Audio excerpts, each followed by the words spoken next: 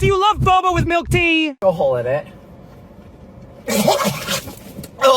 So, I've been doing some research lately, and I've stumbled upon some fascinating stuff, specifically regarding food and supplement combinations. I hate to be the bearer of bad news, but... Huh? You know how we all love our tea with milk? Well, turns out it's like inviting a friend over for dinner and then locking them out of the house.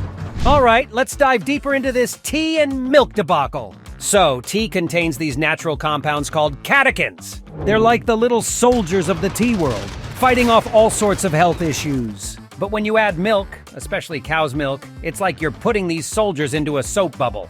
Now, why does this happen? Well, the fat molecules in the milk form these tiny bubbles called micelles. It's like a microscopic soap opera where fat is attracted to fat and they all huddle together in this little bubble.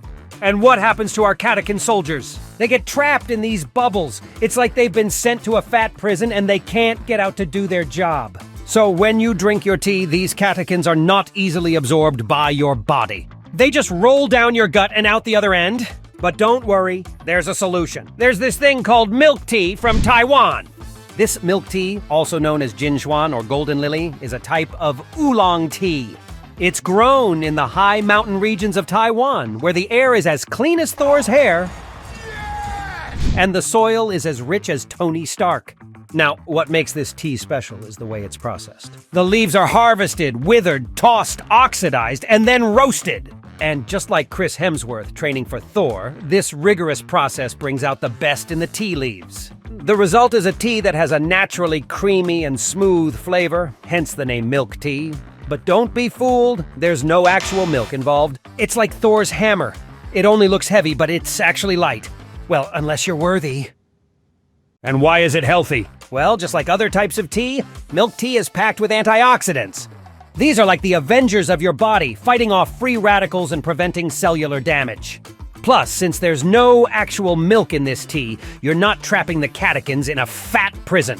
So you get all the health benefits of tea without any of the downsides of adding milk. You're probably also wondering about Boba. No, not Boba Fett from Star Wars. You know, those little chewy balls at the bottom of your milk tea that make you feel like you're drinking a lava lamp. Now, boba, or tapioca pearls, are made from cassava starch, sweet potato, and brown sugar.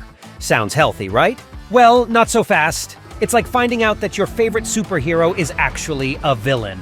A single serving of boba can contain up to 50 grams of sugar. That's more than a can of soda! It's like eating a candy bar and then washing it down with another candy bar. And then there's the fact that boba pearls are a choking hazard.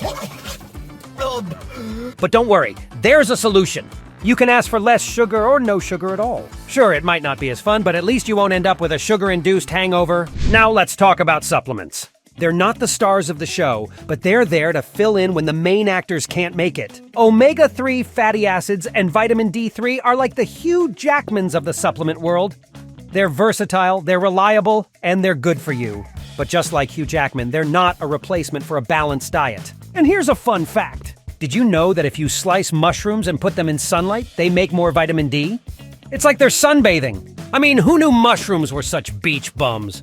But remember, not all supplements are created equal. They promise a lot, but they don't really deliver. So do your research, and don't fall for the magical claims. If a supplement promises to make you look like Chris Hemsworth overnight, it's probably too good to be true.